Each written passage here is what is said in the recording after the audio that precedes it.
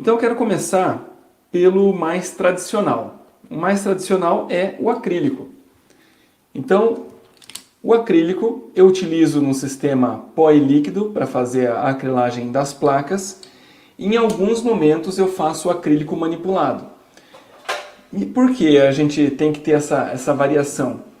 Porque em alguns momentos eu quero que o acrílico fique um pouquinho mais direcionado em alguns pontos, como por exemplo quando eu vou fazer as pistas.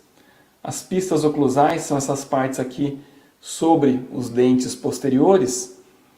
Então no momento que eu vou fazer as pistas, e eu vou colocar aqui uma plaquinha de vidro para poder deixar essa pista bem retinha, eu já fiz um vídeo sobre isso, está disponível aí no Instagram. Então nesse momento eu acrescento acrílico manipulado, mas para fazer a placa, para fazer as outras partes, eu faço acrílico no sistema pó e líquido.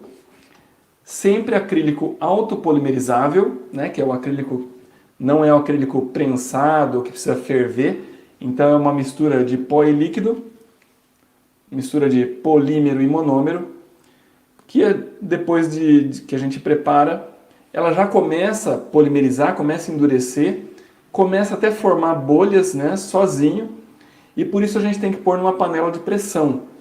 Para a gente ter o melhor resultado desse acrílico, para que ele fique bonito, sem bolhas, para que ele tenha a melhor consistência e tudo mais, a gente precisa colocar na panela de pressão e injetar, e de alguma forma dar uma pressão nele ali para que fique em torno de 20 a 25 libras. Com essa medida, a gente evita as bolhas. Tá? Então, claro, não pode demorar muito para levar até a panela de pressão, porque, como eu disse, as bolhas vão se formando sozinhas, mas a gente tem que, sendo uma panela com água ou sem água, a gente tem que dar esse tipo de pressão. Existem uma série de panelas diferentes, né? Quem é da área de ortodontia possivelmente já viu panelinhas, aquelas panelinhas que você coloca água até ela transbordar de água. Quando você põe a tampa e começa a fechar aquelas atarrachas dela ali em cima, ela automaticamente vai dando pressão. Esse é o tipo mais, talvez o mais antigo, mais rudimentar, que funciona, né? Funciona para muitos casos, mas a maneira que eu prefiro e que eu indico para as pessoas é que compre panelas maiores, panelas que caibam articuladores dentro. Né? Então, por exemplo, quando eu faço aparelhos de ronco-apneia, deixa eu pegar um articuladorzinho aqui, eu faço com o articulador de Binler. Então é esse articulador aqui, meio esquisitão. E a razão de eu utilizar esse tipo de articulador é porque ele tem algumas regulagens. Então é possível fazer movimentos com a mandíbula, né? Na verdade, no articulador o que mexe é a parte de cima, é a maxila.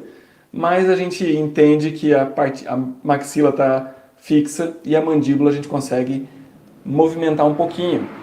Então, esse articulador talvez não caiba em qualquer panelinha pequena, né? Então, por isso eu já indico uma panela grande.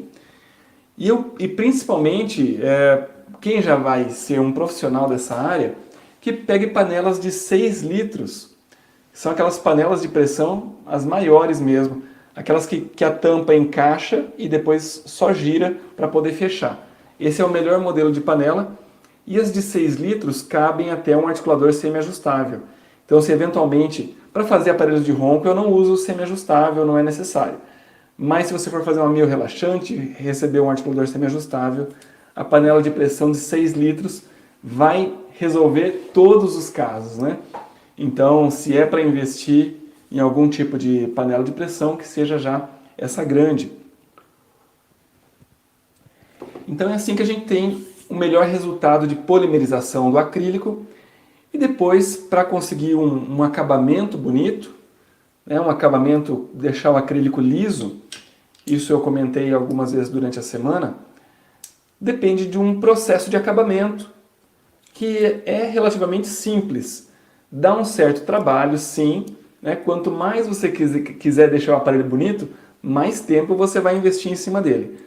Mas é utilizar uma broca, por exemplo, uma broca fresa que vai fazer um desgaste maior, para você dar um formato no seu acrílico, Depois uma broca maxi-cut que faz um desgaste mais suave, você vai deixar o acrílico um pouco mais liso. E depois com uma lixa, você deixa o acrílico um pouco mais liso. Para finalizar esse acabamento eu levo para o torno de polimento, né?